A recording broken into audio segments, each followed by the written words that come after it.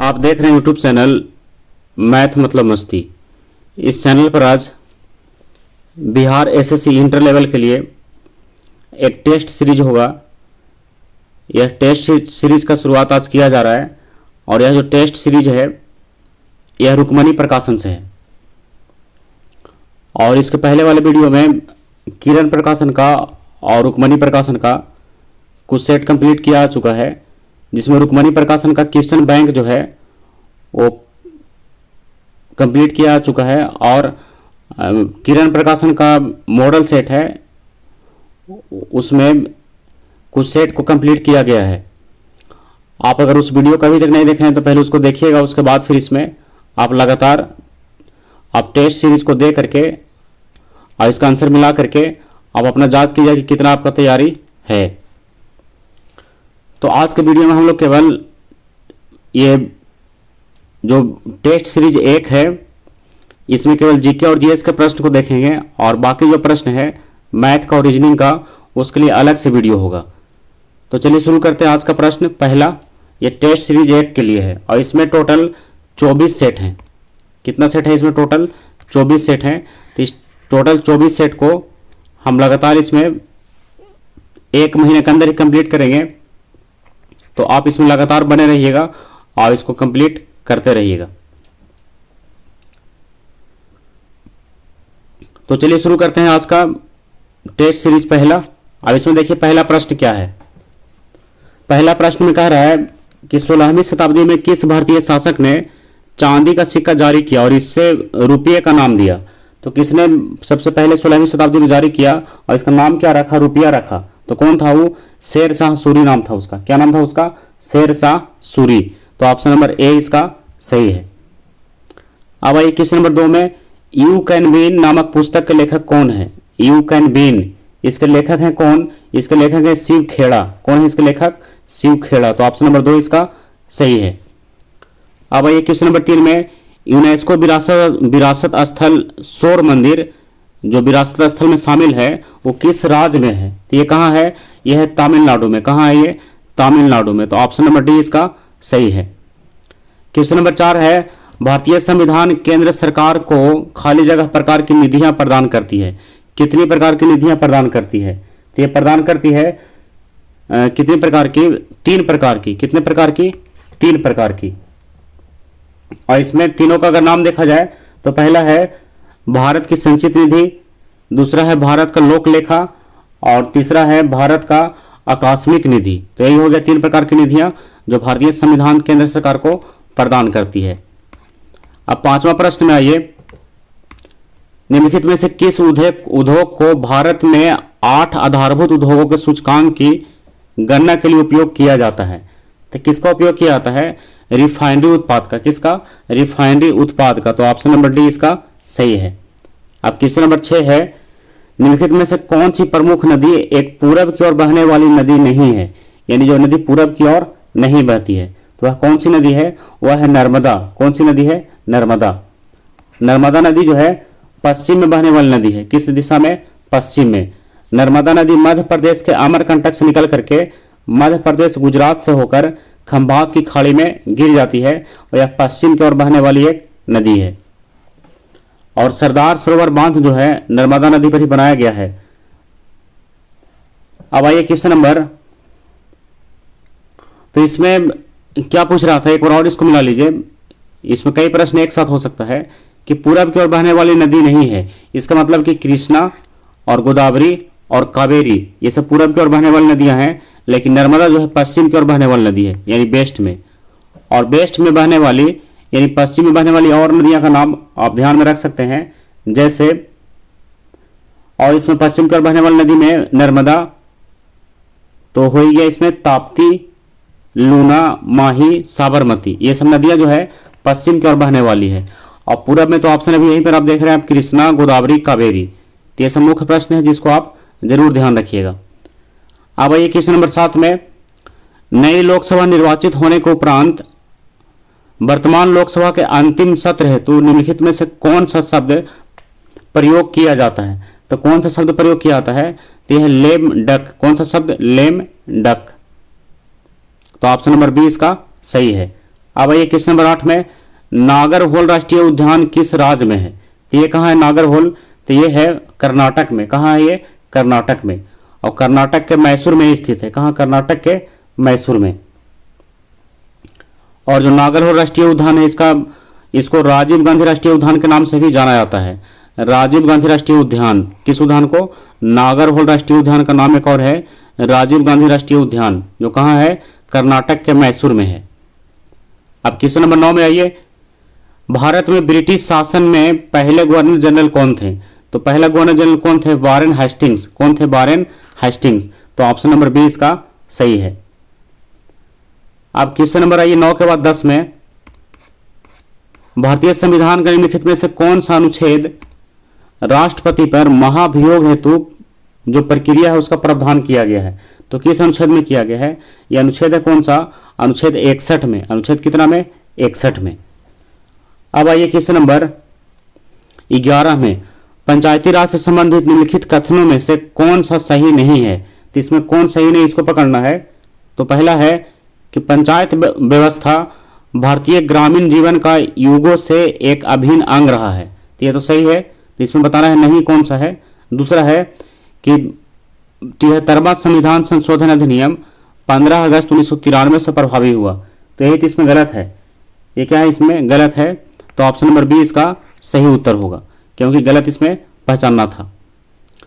Question number 12 में आइए, बिहार के गांवों तक वैज्ञानिक खेती को प्रभावी एवं गहरी पहुंच के लिए कौन सा योजना शुरू किया गया है? तो इसके लिए कौन सा योजना चल रहा है? मेरा गांव मेरा गौरव, ये योजना है। कौन सा योजना? मेरा गांव मेरा गौरव। और इसका शुरुआत कब किया गया है? इसका शुरुआत किया गया है 2015 से। कब से? 2015 से। अब आइए क्वेश्चन नंबर 12 के बाद 13 में, इसमें जहां मैथ और हिंदी का प्रश्न होगा उसको बाद में देखेंगे, केवल जीके और जीएस वाले प्रश्न को देखेंगे। तो 13 में देखिए क्या है, भारत दुनिया के कुल भौगोलिक क्षेत्रफल का कितना प्रतिशत भाग है?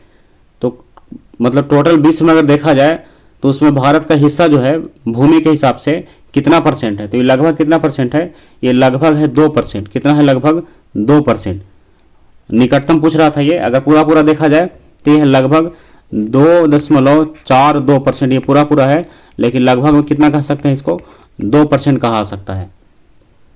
अब आइए 14 में, टू लाइफ्स पुस्तक के लेखक कौन है? टू लाइफ्स, तो इसके लेखक कौन है? विक्रम सेठ। कौन है इसके लेखक? विक्रम सेठ। तो ऑप्शन नंबर डी इसका सही है। क्वेश्चन नंबर 15 में आइए, अफ्रीकी देश जाम्बिया की राजधानी कहाँ है? तो जाम्बिया की राजधानी कहाँ है? लुसाका। कहाँ है? लुसाका। तो ऑप्शन नंबर सी इसका सही है। अब आपको दिख रहा होगा कि 16 में रीजनिंग का प्रश्न है, 17, 18, 19, 20, 21, 22। अब आगे बढ़ते हैं इससे, 23, 24, 25 में भी आगे बढ़िए और 30 के बाद आगे इसमें आइए, जहां जीके और जीएस का प्रश्न होगा उसको देखें केवल। 41 तक भी नहीं है। आइए क्वेश्चन नंबर 42 में, तो 42 का प्रश्न है, उच्च भवनों के शीर्ष पर लगे खतरे के संकेत लाल वर्ण के होते हैं और इन्हें दूरी से आसानी से देखा जा सकता है क्योंकि अन्य वर्णों की अपेक्षा लाल वर्ण का प्रकाश, अब इसके बारे में बताना है कि अन्य वर्णों का अपेक्षा लाल वर्ण का जो प्रकाश है, लाल वर्ण यानी लाल रंग का, यह प्रकाश में क्या अंतर है या फिर क्या इसका गुण है, इसके बारे में चर्चा है। तो इसका सही उत्तर है कि धुएं तथा कोहरे द्वारा न्यूनतम प्रकिरणित होता है। कौन? लाल रंग जो है धुआं और कोहरा से ज्यादा छिपता नहीं है, इससे कम प्रकिरणित होता है, इसलिए इसका प्रयोग किया जाता है। तो ऑप्शन नंबर बी इसका सही है। तो जिस रंग का जो तरंगदैर्घ्य है जितना अधिक होगा उसका प्रकीर्णन जो है उतना ही कम होता है। तो बैगनी रंग का प्रकीर्णन सबसे अधिक जबकि लाल रंग का सबसे कम होता है। ये दो जरूर आप ध्यान रखिएगा कि सबसे अधिक प्रकीर्णित कौन होता है? बैगनी रंग, और सबसे कम होता है लाल रंग। अब क्वेश्चन नंबर 43 में आइए, विकल्पों में उल्लेखित तथ्यों में से कौन सा गुरुत्वाकर्षण के सार्वभौमिक नियम द्वारा समझाया नहीं गया है? तो इसका सही उत्तर है कि ग्रह के चारों ओर सूर्य की गति, इसको समझाने के लिए गुरुत्वाकर्षण के नियम का प्रयोग नहीं किया गया है। तो ऑप्शन नंबर 3 इसका सही है। न्यूटन का गुरुत्वाकर्षण का नियम बताता है कि ब्रह्मांड में किसी दो पिंडों के मध्य कार्य करने वाला आकर्षण बल उनके द्रव्यमान के गुणनफल के समानुपाती और उनके मध्य की दूरी के वर्ग के व्युत्क्रमानुपाती होता है। व्युत्क्रमानुपाती होता है। तो ये किसके लिए लागू नहीं किया गया है? ग्रह के चारों ओर सूर्य की गति को समझाने के लिए। अब क्वेश्चन नंबर 44 में आइए, निम्नलिखित में से कौन बोल्टता को निरूपित करता है? यानी बोल्टता के लिए सूत्र इसमें बताना है कि कौन सा है। तो इसका सही उत्तर है फर्स्ट वाला ही सही है कि किया गया कार्य और बटा विद्युत धारा गुना समय। तो ये किसका सूत्र है? बोल्टता निकालेगा। क्या निकालने का? बोल्टता। अब आइए 45 में, गुणसूत्र जिनमें गुणसूत्र बिंदु अनुपस्थित होता है क्या कहलाता है? तो क्या कहलाएगा? ये कहलाता है एसेंट्रिक। क्या कहलाता है? एसेंट्रिक। तो ऑप्शन नंबर डी इसका सही है। अब 46 में आइए, जब प्रकाश नेत्र में प्रवेश करता है तो अधिकांश अपवर्तन कहाँ होता है? तो अधिकांश अपवर्तन कहाँ होता है? स्वच्छ मंडल यानी कॉर्निया पर। कहाँ होता है? कॉर्निया पर। तो ऑप्शन नंबर बी इसका सही है। अब 46 के बाद 47 में आइए, तो ये तो रीजनिंग का प्रश्न है। आइए 48 में, लेंस की शक्ति का एसआई इकाई क्या है? लेंस की शक्ति का एसआई मात्रक क्या है? तो डायोप्टर होता है। क्या होता है? डायोप्टर। क्या होगा मात्रक इसका? डायोप्टर होगा। क्वेश्चन नंबर 49 में आइए, गतिशील विद्युत आवेश उत्पन्न करता है। तो क्या उत्पन्न करता है? ये तो उत्पन्न करता है दोनों विद्युत तथा चुंबकीय क्षेत्र। क्या उत्पन्न करता है? कि विद्युत तथा चुंबकीय क्षेत्र दोनों। तो ऑप्शन नंबर सी इसका सही है। अब 50 का प्रश्न है, निम्नलिखित में से कौन एल्केन को प्रदर्शित करता है? तो एल्केन को प्रदर्शित करने वाला कौन सा है? तो इसमें कौन सा है? सिंगल बॉन्ड वाला जो होगा वही एल्केन का होगा, केवल सिंगल बॉन्ड इस प्रकार से। तो कौन सा है इसमें? ऑप्शन नंबर बी है। तो ऑप्शन नंबर बी इसका सही है। किसके लिए? एल्केन के लिए। और एल्किन के लिए अगर देखा जाए, एल्किन के लिए single bond C, double bond C और सिंगल बॉन्ड, ये किसका हो गया? ये हो गया एल्किन के लिए। और एक बच गया एल्काइन। तो एल्काइन के लिए क्या होता है? एल्काइन के लिए होता है सिंगल बॉन्ड सी और ट्रिपल बॉन्ड सी और फिर से सिंगल बॉन्ड। ये हो गया किसका? ये हो गया एल्काइन। और ये हो गया एल्केन। और ये ऊपर का हो गया एल्किन। तो तीनों आप ध्यान रखिएगा। एल्केन में सिंगल बॉन्ड, ऐसे भी आप ध्यान रख सकते हैं। एल्काइन में ट्रिपल बॉन्ड, एल्काइन में कौन सा बॉन्ड? Triple bond. और एल्किन में डबल बॉन्ड। तो तीनों का हो गया। अब आइए क्वेश्चन नंबर 50 के बाद 51 में, शेर शाह सूरी और हुमायूं के बीच कन्नौज का युद्ध कब हुआ था? तो युद्ध कब लड़ा गया था? 1540 ईस्वी में। कब लड़ा गया था ये? 1540 में। तो ऑप्शन नंबर सी इसका सही है। अब आइए क्वेश्चन नंबर 52 में, राष्ट्रीय ऊर्जा संरक्षण दिवस कब मनाया जाता है? तो कब मनाया जाता है? 14 दिसंबर को। कब मनाया जाता है? 14 दिसंबर। तो ऑप्शन नंबर सी इसका सही है। अब 53 में है, दुनिया के एकमात्र समुद्र का नाम बताइए जिसके पास भूमि सीमा नहीं है। तो उस समुद्र का नाम क्या है? उस समुद्र का नाम है सारगासो सागर। क्या नाम है उसका? सारगासो सागर। तो ऑप्शन नंबर सी इसका सही है। अब क्वेश्चन नंबर 54 में आइए, निम्नलिखित में से किसे सीमांत गांधी के नाम से भी जाना जाता है? तो सीमांत गांधी के नाम से किसे जाना जाता है? खान अब्दुल गफ्फार खान को। किसको? खान अब्दुल गफ्फार खान को क्या किस नाम से जाना जाता है? सीमांत गांधी के नाम से। गफ्फार खान जो है भारत रत्न पाने वाले पहले गैर भारतीय थे। कौन? खान अब्दुल गफ्फार खान। अब क्वेश्चन नंबर 54 को 55 में आइए, दक्षिणी अमेरिका के अर्जेंटीना एवं उरुग्वे में विस्तृत घास के मैदान को किस नाम से जाना जाता है? जिसका नाम क्या है? पंपास है। क्या नाम है उसका? पंपास। तो ऑप्शन नंबर ए इसका सही है। 56 में है, लैटिन अमेरिका के निम्नलिखित में से किस देश में जनसंख्या का घनत्व न्यूनतम है? तो कहां न्यूनतम है? ब्राजील में। सबसे कम कहां है? ब्राजील। तो ऑप्शन नंबर ए इसका सही है। क्वेश्चन नंबर 57 है, 1857 तक के खाली जगह भारत के मुगल सम्राटों का लगभग 2 वर्षों तक निवास स्थान कहां पर था? तो इसका निवास स्थान रहा है 2 वर्षों तक कहां? लाल किला में। कहां रहा है? लाल किला में। तो ऑप्शन नंबर डी इसका सही है। अब आइए क्वेश्चन नंबर, ये जो दिल्ली का लाल किला है, इसमें अगर ध्यान से इसको और यानी इसके और प्रश्नों पर विचार किया जाए तो दिल्ली का लाल किला का निर्माण मुगल बादशाह शाहजहां ने करवाया था। किसने करवाया था? मुगल बादशाह शाहजहां ने। और शाहजहां ने 1638 ईस्वी में अपनी राजधानी आगरा से दिल्ली लाने के लिए यमुना नदी पर शाहजहानाबाद की नींव डाली थी। तो यहां पर हम लोग ध्यान रख सकते हैं कि 200 वर्षों तक निवास स्थान कहां रहा? लाल किला में। और इसका निर्माण किसने करवाया? तो इसका निर्माण किसने करवाया था? शाहजहां ने करवाया था। अब 57 के बाद 58 में आइए, जनता द्वारा मुद्रा के रूप में अपने पास रखे गए धन और उसके द्वारा बैंक जमा धन के अनुपात को क्या कहा जाता है? तो उसके अनुपात को क्या कहते हैं? मुद्रा जमा अनुपात। तो ऑप्शन नंबर ए इसका सही है, मुद्रा जमा अनुपात। क्वेश्चन नंबर 59 है, इजराइल की मुद्रा क्या है? तो इजराइल की मुद्रा क्या है? नई शेकेल। क्या नाम है उसका? नई शेकेल। और इजराइल के संसद का नाम क्या है? नेसेट। क्या नाम है उसका? नेसेट। और मोसाद जो है इजराइल की गुप्तचर संस्था है। बहुत ही इंपॉर्टेंट प्रश्न इसमें कि मोसाद इजराइल की क्या है? गुप्तचर संस्था है। और हमास क्या है? फिलिस्तीन। हमास फिलिस्तीन वहां की आतंकवादी संगठन है, तो जरूर ध्यान रखिएगा। और यरूशलेम शहर जो है यहूदी, ईसाई और मुस्लिम तीनों के लिए क्या है? पवित्र भूमि है। कौन सा शहर? यरूशलेम शहर। क्वेश्चन नंबर 60 में आइए, निम्नलिखित में से कपास के संबंध में कौन सा कथन सही नहीं है? तो इसमें कौन सा कथन सही नहीं है? ऑप्शन ए में है, भारत में छोटे रेशे वाली कपास का सर्वाधिक उत्पादन होता है। तो ये क्या है? इसमें गलत है। छोटे रेशे वाली जो दे रहा है कि सबसे अधिक होता है, ये ऑप्शन इसमें गलत है। तो भारत में कपास के कुल क्षेत्रफल का 17% छोटे रेशे वाली होता है।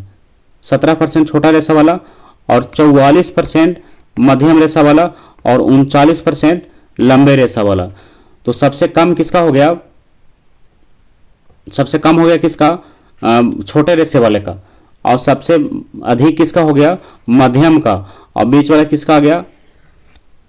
लंबे रेशे वाले का। तो यहां पर क्या कह रहा था कि भारत में छोटे रेशे वाली कपास का सर्वाधिक उत्पादन है, तो ये गलत है। इसका क्या है? छोटे रेशे वाले का उत्पादन जो है सबसे अधिक नहीं, ये बीच वाले का है। किसका है ये? बीच वाले का। 17% छोटे वाले का, 44% मध्य वाले का और 39% लंबे वाले का। अब आइए क्वेश्चन नंबर 61 में, भारतीय भूवैज्ञानिक सर्वेक्षण का मुख्यालय कहाँ है? तो इसका मुख्यालय कहाँ है? कोलकाता में है। कहाँ है ये? कोलकाता में। तो ऑप्शन नंबर 20 का सही है। अब आइए 62 में, निम्नलिखित में से कौन सी नृत्य शैली राजस्थान से संबंधित नहीं है? तो राजस्थान से जुड़ा हुआ कौन सा नहीं है? लावनी। कौन सा है? लावनी, जो राजस्थान से जुड़ा हुआ नहीं है। लावनी कहाँ का नृत्य है? तो लावनी है महाराष्ट्र का। कहाँ का? महाराष्ट्र। इसको ध्यान रखिए, लावनी कहाँ का है? महाराष्ट्र का। और गणगौर, घूमर और कालबेलिया ये सब कहाँ का? राजस्थान का है। लेकिन लावनी राजस्थान का नहीं है। कहाँ का है ये? महाराष्ट्र का है।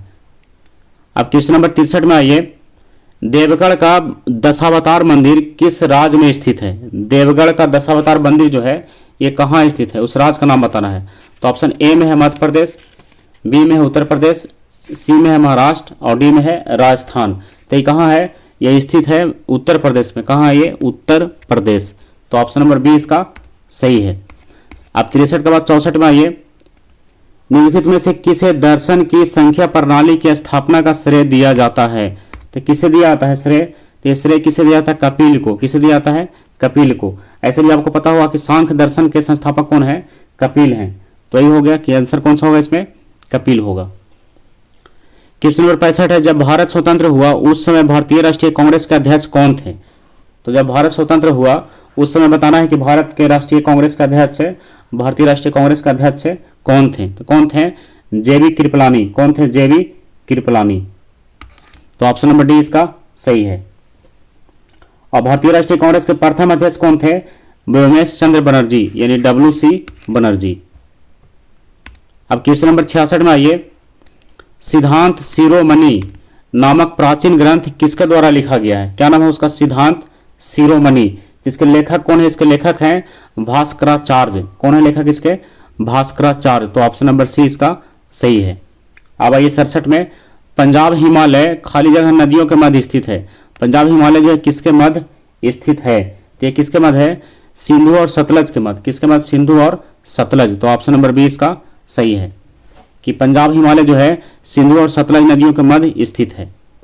अब 68 में आइए, 19वें एशियाई खेल में भारतीय महिला क्रिकेट टीम ने कौन सा पदक प्राप्त किया है? किसमें?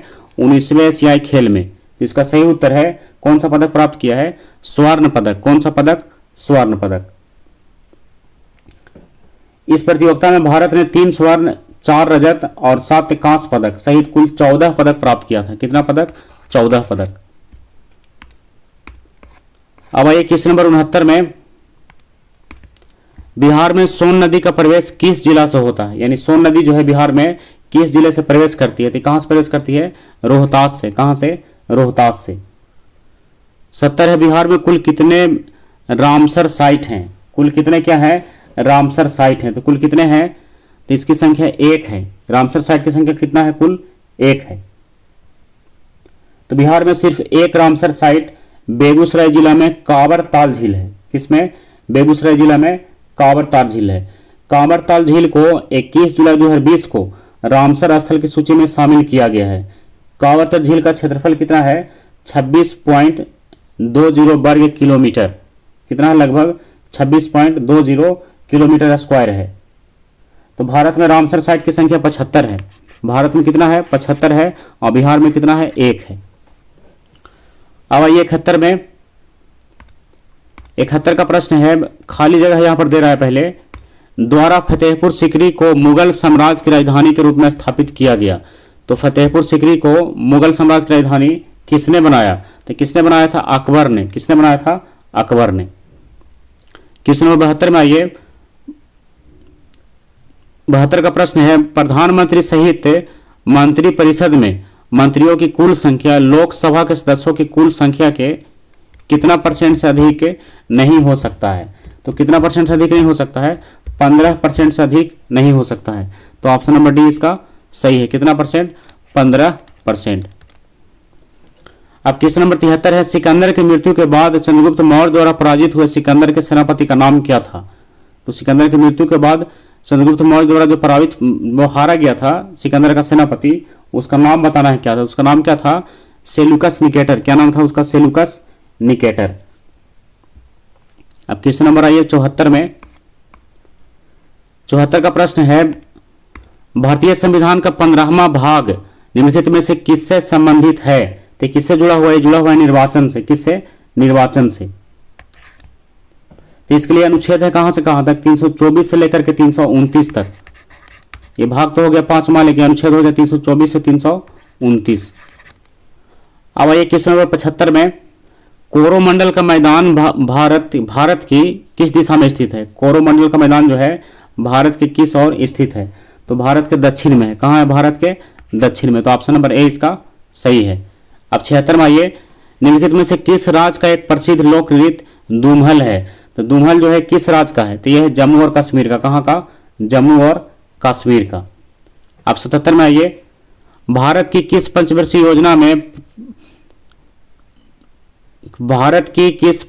योजना में प्राथमिकता को विकास से हटाकर प्रतिरक्षा की ओर केंद्रित किया गया? तो ऐसा किसमें किया गया? तो ऐसा किया गया तीसरा पंचवर्षीय योजना में। किसमें? तीसरा पंचवर्षीय योजना में। उसके बाद 78 में आइए, नए संसद भवन में प्रस्तुत महिला आरक्षण विधेयक नारी शक्ति बंधन अधिनियम के तहत महिलाओं के लिए कितने % आरक्षण का प्रावधान किया गया है? तो कितने प्रतिशत किया गया है? 33%। कितने %? 33%। अब आइए 78 के बाद 79 में, 79 का प्रश्न है, स्वतंत्र भारत के प्रथम मंत्रिमंडल के संदर्भ में निम्नलिखित में से कौन सा युग में सुमेलित है? यानी कौन सा इसमें सही है ये बताना है। तो इसमें सही है कौन सा? श्यामा प्रसाद मुखर्जी उद्योग और आपूर्ति मंत्री। कौन सा सही है? श्यामा प्रसाद मुखर्जी को क्या है? उद्योग और आपूर्ति मंत्री वाला ये ऑप्शन जो है इसका सही है। बाकी सब इसमें क्या है? गलत है। केवल सही है कौन सा? ऑप्शन नंबर बी का। अब 80 में आइए, निम्नलिखित में से कौन सा भारतीय संविधान की 7वीं अनुसूची में राज्य सूची में शामिल मामला है? तो कौन सा मामला जो शामिल है राज्य सूची में? बाजार और मेला। किसमें शामिल है? 7वीं अनुसूची में राज्य सूची में शामिल है बाजार और मेला। अब आइए 81 में, महिला हॉकी जूनियर एशिया कप 2023 का खिताब किस देश ने जीता है? तो इसको जीतने वाला कौन है? भारत है। किसने जीता है? भारत ने जीता है। अब 81 के बाद आगे बढ़ते हैं 82 में, जून 2023 में वर्ष 2021 के लिए गांधी शांति पुरस्कार किसे दिया गया है? मतलब मिला है 2023 में लेकिन किस वर्ष का मिला है? 2021 का मिला है। तो किसे मिला है? गीता प्रेस गोरखपुर को। किसे मिला है? गीता प्रेस गोरखपुर को। तो ऑप्शन नंबर 20 इसका सही है। अब 83 में आइए, 2023 में इसरो द्वारा चंद्रमा पर अपना तीसरा मिशन चंद्रयान 3 किस रॉकेट से लॉन्च किया गया? बहुत चर्चित प्रश्न ये प्रश्न है और बहुत इंपॉर्टेंट भी है। जो इसरो ने जो अपना मिशन भेजा है चंद्रयान 3, उसको लॉन्च करने वाला रॉकेट का नाम बताना है। तो इस रॉकेट का नाम है LVM-3M4। उस रॉकेट का नाम क्या है? LVM-3M4। तो ऑप्शन नंबर बी में सही है, LVM-3M4। LVM-3M4 यह है रॉकेट का नाम, जिसके द्वारा क्या भेजा गया है? चंद्रयान 3 को लॉन्च किया गया है। अब 84 में आइए, टोक्यो ओलंपिक 2020 का आदर्श वाक्य क्या है? टोक्यो ओलंपिक 2020 का आदर्श वाक्य बताना है। तो इसका आदर्श वाक्य क्या है? United bye emotion. क्या नाम इसका आदर्श वाक्य है? United bye emotion. तो ऑप्शन नंबर बी इसका सही है। अब 85 में आइए, महिला उद्यमिता दिवस प्रतिवर्ष कब मनाया जाता है? तो कब मनाया जाता है? 19 नवंबर को। कब मनाते हैं ये? 19 नवंबर को। तो ऑप्शन नंबर ए इसका सही है। अब आगे बढ़े तो रीजनिंग का प्रश्न है ये। अब 90 के बाद आ गया ये 91, 92, 93, ये सब लगातार जो है रीजनिंग का ही प्रश्न है। 100 के बाद भी आगे देखा जाए तो ये रीजनिंग का ही प्रश्न है। अब आगे बढ़िए 111, 13 इधर तो रीजनिंग का ही प्रश्न है और इसमें लगातार इधर रीजनिंग और मैथ का ही प्रश्न दिया है। तो अब इसमें और अगर आगे बढ़ा जाए तो आइए क्वेश्चन नंबर 137 से पहले 136 में, क्वेश्चन नंबर कितना में? 136 में। तो देखिए 136 का प्रश्न क्या है? ऑक्सीजन के एक अणु का द्रव्यमान कितना है? ऑक्सीजन के एक अणु का द्रव्यमान कितना होता है ये बताना है। किसका? ऑक्सीजन के एक अणु का। तो ऑप्शन ए में है 16 ग्राम, बी में है 32 ग्राम, सी में है 2.66 गुना 10 के पावर माइनस 23 ग्राम और डी में है 5.31 गुना 10 के पावर माइनस 23 ग्राम। तो इसका सही उत्तर है 2.66 गुना नहीं, इसमें 2.66 नहीं, ये तो गलत है। इसका सही उत्तर होगा 32 ग्राम। कितना ग्राम? 32 ग्राम। तो ऑप्शन नंबर बी इसका सही है। कितना ग्राम होगा? 32 ग्राम। डी नहीं सही है, बी सही है इसका। कौन सा ऑप्शन? बी। अब 137 में आइए, अणुओं की गतिज ऊर्जा का बढ़ता हुआ क्रम क्या है? अणुओं की गतिज ऊर्जा का बढ़ता क्रम के अनुसार इसको सजाया गया है। तो इसमें क्या है कि सबसे ज्यादा ठोस में होता है, उसके बाद द्रव में, उससे भी कम गैस में। तो सबसे ज्यादा हो गया ठोस का, उससे कम द्रव का और उससे भी कम गैस का, यानी सबसे अधिक ठोस और सबसे कम गैस और बीच का हो गया द्रव्य का। अब 138 में, निम्नलिखित में से किस अम्ल को एकत्रित होने से मांसपेशियों में थकान होता है? तो मांसपेशियों में जो थकान होता है वो किस अम्ल के जमा होने से ऐसा होता है? तो कौन सा अम्ल के लिए? लैक्टिक अम्ल। तो ऑप्शन नंबर बी इसका सही है। कौन सा अम्ल? लैक्टिक अम्ल। अब आइए 39 में, विसर्जन नली में कैथोड किरणों को उत्पन्न करने के लिए कौन सा वायुदाब सही है? तो कौन सा वायुदाब सही है? 0.001 mmHg का। कितना का? 0.001 mmHg, यानी 0.001 मिलीमीटर हाइड्राजाइरम का। तो ऑप्शन नंबर डी इसका सही है।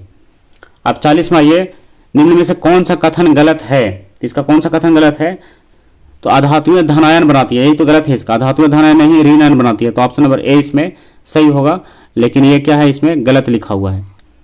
और दो में अधातुएं ऋण आयन बनाती है, देखिए ये सही है। अधातुएं विद्युत कुचालक होती है, ये भी सही है।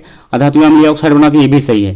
तो ऑप्शन नंबर ए इसका गलत है और इसमें गलत ही पहचाना था, इसलिए कौन सा आंसर होगा? इसका ए होगा। अब आइए 40 के बाद 41 में, तो 41 का प्रश्न है, एक्टिनाइड श्रेणी में 14 तत्व हैं, निम्नलिखित में से कौन सा तत्व इस श्रेणी का सदस्य नहीं है? इसमें बताना है कौन सा तत्व जो इस श्रेणी का सदस्य नहीं है। तो कौन सा तत्व है इसमें जो शामिल नहीं है? टीएम। कौन सा? टीएम यानी थूलियम।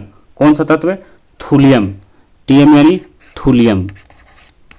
थूलियम जो है एक्टिनाइड के सदस्य में शामिल नहीं है।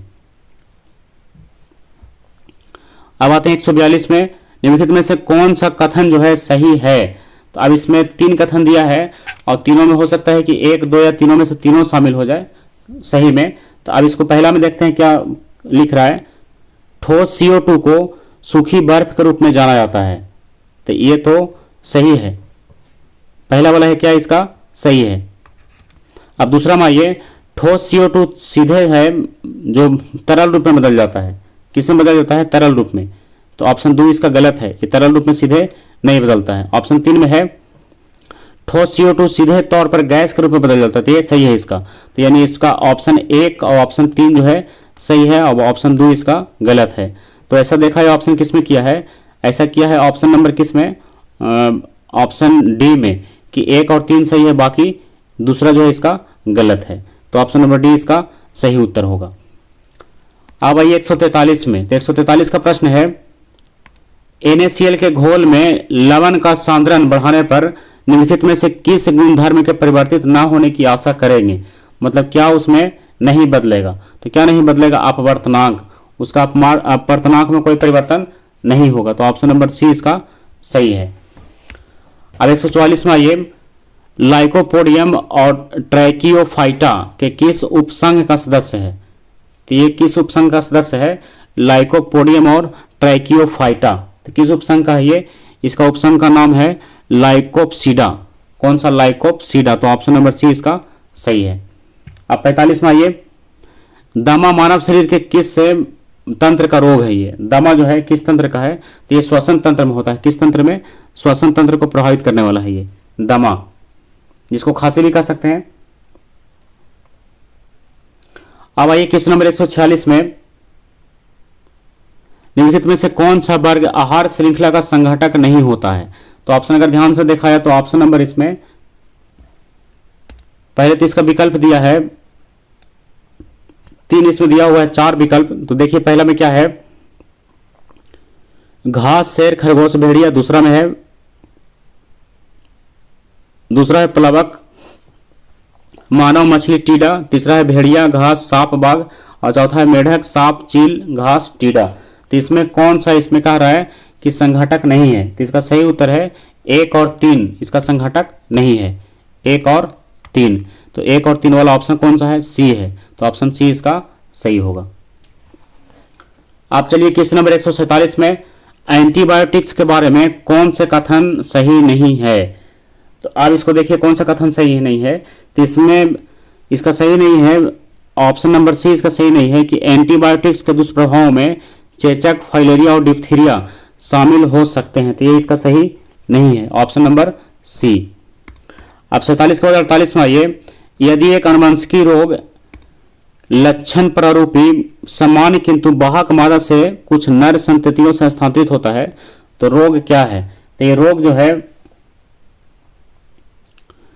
लिंग सहलगन अप्रभावी है। क्या है ये, लिंग सहगलन अप्रभावी। तो ऑप्शन नंबर डी इसका सही है। अब 149 में आइए, निम्नलिखित कथनों में से कौन सा कथन सही नहीं है। तो फिर से यहां पर बताना है कि कौन सा सही नहीं है। तो इसको अगर ध्यान से देखा जाए तो सभी हरे पौधे और नीले हरे शैवाल उत्पादक होते हैं। तो सही है, सही नहीं बताना है। तो ऑप्शन नंबर बी में देखिए हरे पौधे अपना भोजन कार्बनिक यौगिक से प्राप्त करते हैं। तो यही तो इसका गलत है। तो ऑप्शन नंबर बी इसमें क्या है, गलत है। तो यही इसमें इसका सही उत्तर होगा। अब आइए क्वेश्चन नंबर 150 में HIV का इलाज नहीं होने पर क्या हो सकता है, यानी कौन सा रोग हो सकता है अगर HIV का इलाज नहीं करवाया जाए। तो उसी का तो लक्षण है किसका, एड्स का। किसका है ये, एड्स का। अब HIV का पूरा नाम भी आपको जरूर ध्यान रखना चाहिए क्योंकि ये भी कई बार एग्जाम में पूछा गया है। HIV तो इसका पूरा नाम है एच से ह्यूमन और इक्वाड और HIV और इसमें पूरा अगर नाम रखा जाए एड्स, HIV एड्स इसका पूरा नाम अगर ध्यान में रखा जाए तो human acquired human deficiency syndrome, acquired human deficiency syndrome HIV AIDS. अब आइए इसमें और जानकारी आप रख सकते हैं कि इसके लिए विभिन्न टेस्ट किया जाता है। तो टेस्ट का नाम कुछ आप जरूर ध्यान रखिएगा जो एग्जाम में कई बार पूछा गया है। तो ये तो एड्स का नाम हो गया पूरा कि एक्वार्ड ह्यूमन डिफिशियंसी सिंड्रोम, किसका एड्स का हो गया। अब इसका जांच के लिए है एलिसा जांच। कौन सा जांच, एलिसा जांच जो एड्स के लिए किया जाता है। और एलिसा जांच को बोला जाता है रेजिड जांच। कौन सा जांच, रेजिड जांच। तो ऑप्शन में रह सकता है कि निम्न में कौन सा जांच जो है एड्स के लिए किया जाता है। तो एलिसा जांच या फिर रेजिड जांच, एक ये हो गया। और फिर हो गया CD4 सेल्स काउंट, ये हो गया। और फिर है एब्सोल्यूट काउंट, और फिर है western blot count, western blot test, और फिर है रीपा जांच, और फिर है करपास जांच। तो इसमें 6 प्रकार का जांच बताया है, तो 6 जांच को आप जरूर ध्यान में रखिएगा। एक बार फिर से हम इसको मिला दे रहे हैं, एलिसा जांच, जिसको और कह सकते हैं रेजिड जांच, ये ध्यान रखिएगा। और दूसरा में कहा जाए तो CD4 सेल्स काउंट, ये हो गया दूसरा। और तीसरा हो गया एब्सोल्यूट काउंट, ये हो गया तीसरा। और चौथा हो गया वेस्टर्न ब्लॉट टेस्ट, ये चौथा हो गया। और पांचवा हो गया रीपा जांच, कौन सा जांच? रीपा। और पांचवा हो गया करपास जांच, करपास। तो ये जो है 6 प्रकार का जांच किसके लिए किया जाता है? एड्स के लिए किया जाता है। किसके लिए? एड्स के लिए। तो यहाँ ऑप्शन नंबर कौन सा सही हो रहा था इसका? सी, यानी एड्स। यानी HIV का इलाज किसके लिए किया ना होने पर हो जाता हो, यानी HIV का इलाज नहीं होने पर क्या हो सकता है? तो क्या हो सकता है? एड्स हो सकता है। क्या हो सकता है? एड्स। तो आज के सेट में हम लोग क्वेश्चन नंबर 1 से लेकर के क्वेश्चन नंबर 50 तक, 150 तक, जो भी मैथ और रीजनिंग को छोड़ करके जीके और जीएस का प्रश्न था, वो सारे प्रश्न को हम लोग सोल्व कर चुके हैं। आप जो इसमें जीके और जीएस को छोड़ने के बाद मैथ और रीजनिंग का प्रश्न बचा है, उसको हम लोग किसी अगले वीडियो में देखेंगे। तब तक के लिए आप इसको कंप्लीट कीजिएगा, और इससे रिलेटेड जो भी प्रश्न होगा उसको भी आप कंप्लीट कीजिएगा। आप अगर चाहते हैं कि इसमें जीके और जीएस का प्रश्न को आप और तेज करें, तो इसके लिए आप एक बुक हम आपको सजेस्ट करेंगे। स्पीडी का नाम जरूर सुने होंगे आप, स्पीडी, जो रेलवे का स्पीडी होता है। किसका? रेलवे का। ये एग्जाम तो है बिहार SSC का, लेकिन आप इसमें रेलवे का जो स्पीडी है, BSSC का है ये, इंटर लेवल का, लेकिन रेलवे का स्पीडी से आप इसको और भी तेज कर सकते हैं। जीके और जीएस के प्रश्नों को और आप धार दे सकते हैं किससे? रेलवे के स्पीडी से। उसमें 1 लाइनर प्रश्न जो है बहुत ज़्यादा संख्या में दिया हो रहता है, और उसी का प्रश्न इसमें बहुत मिलता है। ये सेट में ही मिल रहा है, और इसके साथ साथ जो क्वेश्चन बैंक भी आप अगर देखे होंगे तो उसमें भी प्रश्न मिलता है। इसलिए आपको अगर ये उचित लगे तो आप स्पीडी वाले सेट को कंप्लीट कर सकते हैं। तो चलिए, इसमें आपको जो भी पढ़ रहे हैं उससे पढ़िए, लेकिन स्पीडी वाले को भी आप कंप्लीट करते रहिए तो अच्छा होगा। तो आज का क्लास यही समाप्त करते हैं। अगला क्लास फिर से इसी का होगा। आज टेस्ट सीरीज पहला था, फिर होगा टेस्ट सीरीज दूसरा। तब तक के लिए बाय।